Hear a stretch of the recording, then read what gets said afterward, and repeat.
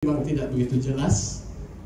Saudara yang saya kasih dalam Tuhan, sebelum saya mengajak kita lihat tajuk Tuhan akan membuka pintu, ada juga pesanan dari gereja yang saya layani Ahad yang lalu.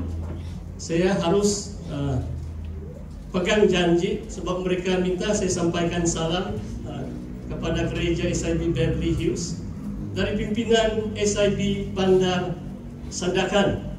Saya melayani 2 sesi, hari Sabtu yang lalu dan hari Ahad yang lalu. Terima kasih dengan doa-doa kita, dan saya rasa yang pastor mau saksikan adalah ada lucu sedikit, karena waktu saya sampai di sana baru saya tahu kenapa saya juga diminta sebagai perasmi, sebab ketua sidang di sana dia juga merangkap ketua SIB kawasan Sandakan, jadi dia minta saya sebagai perasmi. Dan ada gimmick ini perasmian, itu hari ulang tahun ke-42 ini gereja SIB di Sandakan. Ada saya diminta untuk menyumpit kayak itu. Ya. Dari sini itu belum sana 10 kali saya tiup, 2 saja belum saya kena. Sampai itu ketua sidang bilang, cukup sudah itu. Ada 3 belum. Haleluya. Jadi itu pengalaman saya yang kedua. Dulu mungkin 29 tahun yang lalu, tahun 96, saya pernah lakukan itu mungkin di Ulu Temani.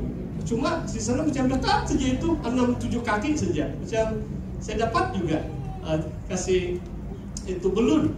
Saudara, ada juga yang saya mau saksikan. Kebaikan Tuhan luar biasa, karena waktu saya melawat di Pekan Ranau 1 hari bulan Maret yang lalu dan minggu yang lalu di Sandakan, salah satu pelayanan saya adalah penulisan ataupun karya penulisan buku-buku saya. Dan saya terkejut juga di bekas gereja di mana saya jadi gembala sidang di SIB Muhibah di Pekan Ranau. 3 kali saya balik di kereta saya untuk ambil buku. Setiap kali saya ambil 6-7, habis jual. Macam itu kue Christmas. laku 27 buah buku. Dan minggu yang lalu 19 buah buku dijual. Pastor bukan mau saksikan berapa banyak saya mau jual ataupun buku-buku, cuma ada kesan dia yang luar biasa. Yang waktu saya di SDS, tidak sampai setahun yang lalu, saya melayani genap 1 tahun di Sabbath Theological Seminary. Ada orang telepon saya, dia naik, jumpa saya di pejabat, sudah 2 buku dia beli, Injil Yohanes, Galatia, dia beli buku ini, Tuhan Tritunggal. Dan waktu perkongsian dengan saya, dia share dengan saya, pastor, saya tersentuh dengan tulisan dalam buku pastor. Bagaimana ini kalau dulu pernah ada 100.000 saya terambil, tapi 10 tahun yang lalu. Sekarang bagaimana? Sebab yang sudah terambil susah saya mau kembalikan. Maksudnya macam ada rasuah itu. Tapi saya tidak tahu pun di mana bahagian buku saya Yohanes atau Galatia saya tidak menyentuh tentang rasuah. Sampai sekarang pun saya tidak tahu. Tapi dia bilang buku pastor menyentuh hati saya. Jadi terus saya berdoa, Tuhan beri hikmat bagaimana saya jawab soalan ini. Saya bilang oke, kamu ada 100.000 yang kamu sudah ambil cara yang tidak sah. Orang itu pun tidak tahu sudah di mana, bagaimana. Saya tidak mau tanya banyak. Jadi saya rasa itu hikmat dari saya beritahu kepada saudara itu. Kamu derma 100.000 untuk satu badan kebajikan sebagai tanda pertobatan Anda. Saudara tahu dalam Injil Lukas ada seorang kaya kan, waktu dia bertobat, Sakius nama dia panjat lagi pokok sebab dia pendek orang dia. Dia katakan, kalau saya rampas, saya akan kembalikan 4 kali ganda. Setengah dia jual untuk memberi kepada orang miskin. Itulah maksudnya bertobatan. Tidak ramai orang mau bertobat hari ini. Sudah ambil berjuta-juta, Kadang-kadang boleh jadi pemimpin gereja pun. Hati-hati saudara. Tapi saya sangat bersyukur saudara. 2 hari yang lalu, kesan pelayanan saya di Sandakan, ada orang telepon saya di Sandakan. Saya tidak mau share sebab dia bilang dia akan mengajak keluarga dia berbakti di Beverly Hills. Saya berdoa supaya itu jadi. Dia ada sebut itu buku Tuhan Tritunggal. Saya ada tulis satu makalah di situ tentang perkawinan, perceraian, kawin semula. Mungkin dia terhakim atau diinsafi atau diinsafkan tentang dosanya. Pindik cerita, saya beritahu dia, itu yang terbaik. Kalau tidak dapat kembali kepada yang pertama, jangan lagi hidup dalam perzinahan. Hidup sendiri. Jangan lagi hidup dalam perzinahan. Kalau saudara setia berbakti di gereja ini, 2 surat dalam kitab Wahyu. Nanti kita akan lihat satu saja surat di Philadelphia. 2 kali Tuhan Yesus berbicara melalui Rasul Yohanes yang menulis surat-surat ini kepada 7 gereja atau sidang jemaat. 2 kali. Ini orang percaya. 7 sidang jemaat. Dia bukan tulis kepada orang luar atau orang belum percaya. Di kalangan mereka disuruh bertobat, menyembah berhala, berzina. Ada istri yang dinamakan Jezebel mengajar orang percaya untuk makan makanan yang dipersembahkan kepada berhala dan berzina. Orang Kristen itu, saudara, tidak mungkin saudara dapat bersedia mengharungi waktu-waktu yang sukar menyambut kedatangan Tuhan Yesus kalau saudara belum paham soal pertobatan, meninggalkan hidup kita yang lama. Dan saya sangat memuji Tuhan saudara, karena beberapa buku saya, dengan harapan mereka yang menelpon saya ataupun bertemu dengan saya, mereka kembali kepada jalan kebenaran. Daniel 12 ayat 4 mengatakan orang bijaksana akhir zaman akan menuntun banyak orang kepada kebenaran.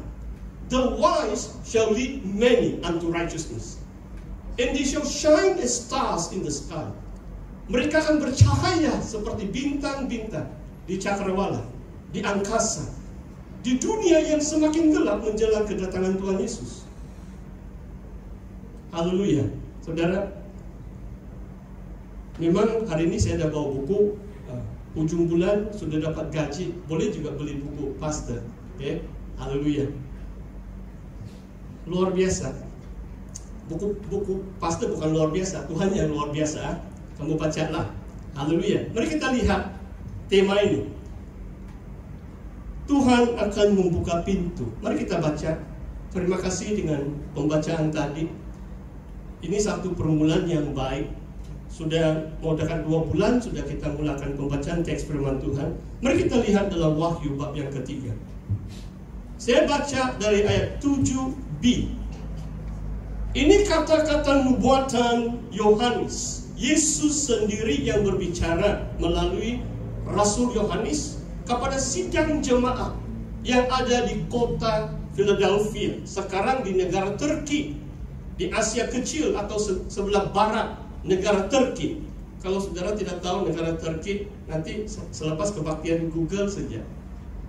Ada tuh protes itu, sebab itu Datuk Mayor Istanbul ditangkap sebab dia mau bertanding presiden. Jadi presiden sekarang itu, tidak tahulah, berkolak 8 hari berturut-turut. Mereka ratusan ribu orang berarak di jalan raya menuntut calon presiden yang lain itu dibebaskan dari penjara. Itu Turki, itu Philadelphia. Supaya saudara tahu di mana. 7 kota itu semua di Turki, sebelah barat Turki. Tapi ini 2000 tahun yang lalu. Inilah firman dari Yang Kudus yang benar, yang memegang kunci Daud. Apabila ia membuka, tidak ada yang dapat menutup. Saya suka dengan janji Tuhan ini. Tuhan yang pegang kunci Daud. Tuhan disebut nama Tuhan di sini adalah yang kudus dan yang benar, the Holy One, and the righteous, yang memegang kunci Daud. Kalau Tuhan yang membuka, tidak ada yang dapat menutup. Apabila yang menutup, tidak ada yang dapat membuka. Aku tahu segala pekerjaanmu, lihatlah, aku telah membuka pintu bagimu yang tidak dapat ditutup oleh seorang pun. Aku telah membuka pintu bagimu yang tidak dapat ditutup oleh siapapun. Oh, luar biasa, saudara. Kalau Tuhan Yesus membuka pintu, ini bahasa kiasan lah kan? Mungkin saudara paham juga. Mungkin kamu memohon beasiswa, mau masuk darjah tingkatan 1 atau matrikulasi di Labuan atau di tempat yang lain. Kamu bergumul di hadapan Tuhan untuk itu, atau masuk university. Kadang-kadang kamu memohon university, kamu pilih itu 4 choices, 1 sampai 4. Nanti university bagi kamu nomor 4, kamu pun tidak suka kan? Jadi berdoalah supaya Tuhan buka pintu, kamu dapat ikut jurusan pilihan Anda. Kalau Tuhan yang membuka pintu, tidak ada manusia yang dapat menghalangi. So, Tuhan kita ini berkuasa. Kita imani kekuasaan Tuhan, kita percaya akan janji Tuhan. Aku yang memegang kunci Daud.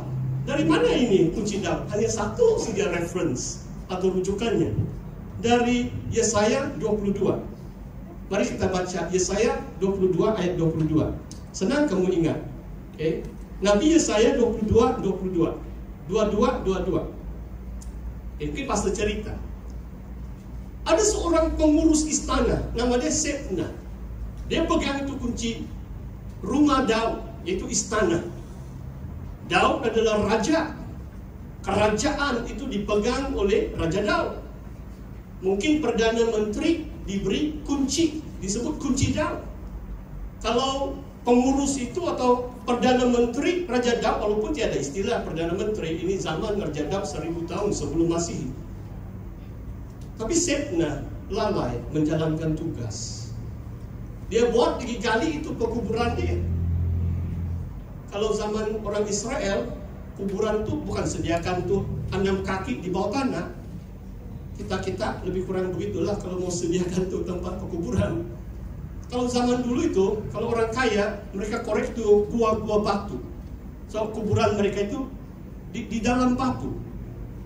Mereka letakkan itu jasad atau mayat di atas batu, di dalam gua batu. Jadi dia masaknya dia korek saja itu, bukan menjalankan tugasnya sebagai pengurus istana. Dan Tuhan berfirman mengatakan, aku akan memanggil hambaku Eliakim, dan aku akan memberikan kunci Daud kepadanya. Aku menaruh kunci rumah Daud di atas bahunya. Ini hamba yang lain yang bakal menggantikan Sebna, yang lalai, yang tidak menjalankan tugasnya. Apabila ia membuka, tidak ada yang dapat menutup. Apabila ia menutup, tidak ada yang dapat membuka. Mungkin bahasa kiasan ini adalah Tuhan Yesus sekarang pegang kunci Daud. Tadi saya sebut tentang